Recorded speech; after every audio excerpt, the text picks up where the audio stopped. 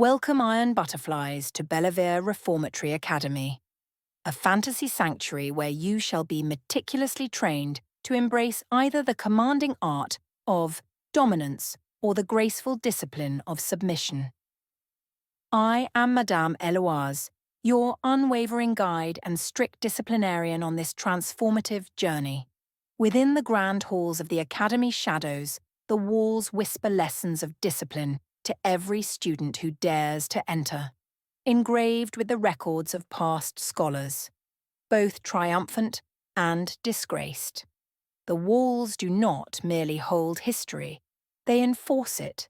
Every infraction echoes through the stones, a constant reminder that knowledge must be earned with obedience and perseverance. Fail to heed their silent warnings, and the walls will mark your name. Among the fallen, a tale told in hushed reverence for generations. At Bellavere, our curriculum is designed not only to educate but to transform. Whether your spirit aspires to wield power as a dominant woman or to find strength in submission, you will discover a tailored path to your destiny. Here, we honor both facets of your desire.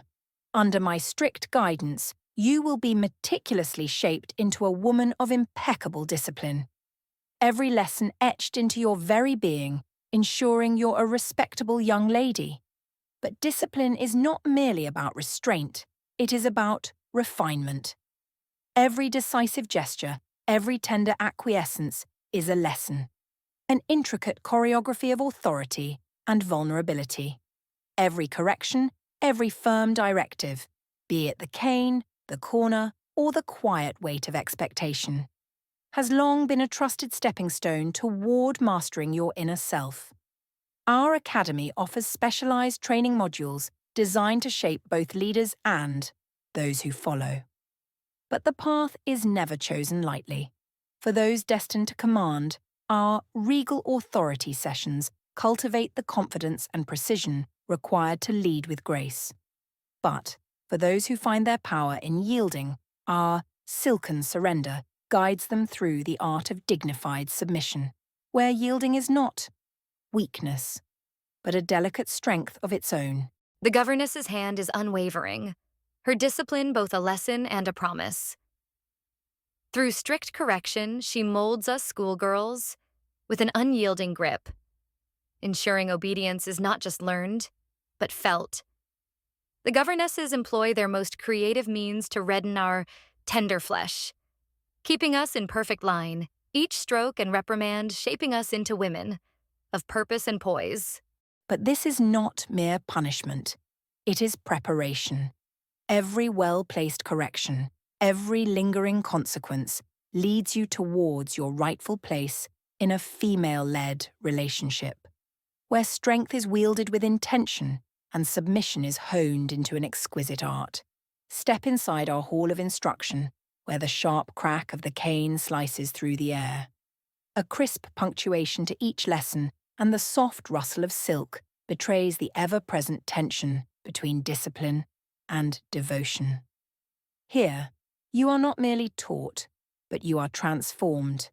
You come to understand that true mastery, whether in leadership or surrender, requires both unyielding precision and tender resolve. And I do not walk this path alone. At my side are two of our most distinguished mentors, whose hands shape the future of those who enter our halls. Mistress Vivienne, with her piercing gaze and unwavering command, molds our future dominance into paragons of power and control. But where there is dominance, there must also be grace. Miss Seraphine, the epitome of delicate surrender, guides those who seek to submit. Oh no, not out of weakness, but in the art of refined submission. Which path calls you? The choice is yours, but, trust me, the lesson will be learned. Here I am, stuck at Bellavere Reformatory Academy, trussed up in this ridiculous schoolgirl uniform. I imagine you have a certain fondness for tales of maid outfits, pleated skirts, and cheerleader ensembles, especially when they teeter delightfully between prim and just a provocative touch. So, Since I'm locked away in this charming little purgatory, I might as well lean into the aesthetic. And let's be perfectly clear. Every character in these stories is well past 18, no matter how often the governess insists on calling them girls. The insolence of Miss Delacroix, a recent arrival at Bellavere, entered the academy with an air of defiance. Her every step is laced with the sharp arrogance of one unaccustomed to discipline. Within her first hour, she'd already tested the patience of the Governesses, ignoring curfew, speaking out of turn, and worst of all, refusing to curtsy upon introduction to Madame Eloise. But it was at the morning assembly that her true transgression took place. While the other students stood in respectful silence, hands clasped neatly before them, Miss Delacroix dared to roll her eyes as the governess spoke. A small act, perhaps. Oh, but here at Bellavere, such insolence was tantamount to open rebellion. The walls themselves seemed to tighten in response, the air thick with anticipation. Madame Eloise, ever watchful, fixed her with an icy stare. The hall fell deathly quiet. "Step forward, Miss Delacroix," she commanded, her voice smooth as velvet, sharp as the cane that rested within reach. A hesitation, a flicker of something behind those rebellious eyes. Defiance, a final act of resistance before the inevitable. With measured grace, the governess Mistress Vivian rose, her heels clicking ominously against the marble floor as she approached. The tension in the room was palpable, the other students averting their gaze. Well aware that this was not merely punishment, it was a lesson, one all would heed. "Perhaps," Madame Eloise mused, tracing a gloved finger along the edge of her cane, "you require a more tactile introduction to the values of Bellavere. If you will not show respect willingly, we shall cultivate it through more persuasive means." Miss Delacroix swallowed. Too late now. The lesson had begun. Miss Delacroix's insolence could not be ignored. Here at Bellavere, defiance was not merely corrected, it was reshaped, molded into something refined and disciplined. And so, the governess wasted no time in delivering Miss Delacroix's first lesson. She was escorted, by two of the senior students, their steps measured and graceful, guiding her through the grand corridors of the Academy of Shadows. The echoes of their footsteps whispered to countless girls before her who had once walked the same path, full of pride, only to emerge humbled, polished, perfected. The Hall of Refinement awaited Miss Delacroix, a chamber of quiet reverence where discipline was not merely given, but instilled. Its purpose unmistakable. Madame Eloise entered with her signature poise, her eyes holding the cool certainty of a woman who had delivered countless lessons in her time.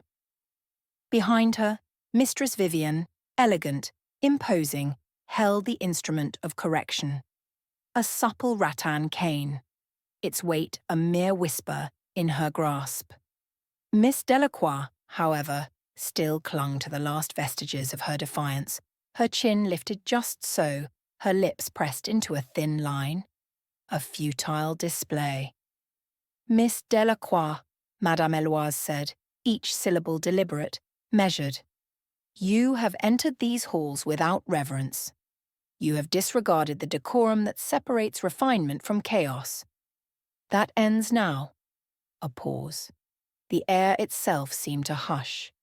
"You will kneel." A flicker of hesitation. A breath held too long. Mistress Vivian stepped forward, her voice smooth as silk, but edged with steel. "Or shall we assist you?" Miss Delacroix, though reluctant, understood the weight of the moment. Slowly, with quiet reluctance, she lowered herself to her knees upon the cushion provided. A moment of silence followed, charged with expectation. "You shall receive 6 strokes for your lack of respect," Madame Eloise continued. "Not out of cruelty, but necessity. Here, discipline is not punishment, it is refinement, and I expect you to count them, clearly, with gratitude." The first stroke fell, a sharp, precise line of fire across the backs of her thighs. A gasp, a shudder, but she did not cry out. "One, Madame," she murmured, her voice faltering. The second followed, then the third, each one a signature upon her skin, a lesson etched with care. By the fourth, her voice trembled, but she counted still, her pride fraying with each number spoken. By the sixth, she was breathless, her head bowed, not in shame, but in newfound understanding. Madame Eloise regarded her for a moment, then inclined her head. "Rise, Miss Delacroix," she obeyed without hesitation. A hand beneath her chin, gentle yet firm, lifted her gaze. "Do you understand why this was necessary?" A pause. A swallow. And then, "Yes, Madame." a small smile, the first sign of approval. "Good. You will join the others now, and you will carry yourself with the dignity expected of a Bellavere lady. There will be no second lesson. I trust." "No, Madame," Miss Delacroix whispered, her voice softer now, tempered. And with that, the governess turned, her work done, for now. Miss Delacroix had taken her first step toward true refinement. The rest of her transformation would follow, as surely as the dawn.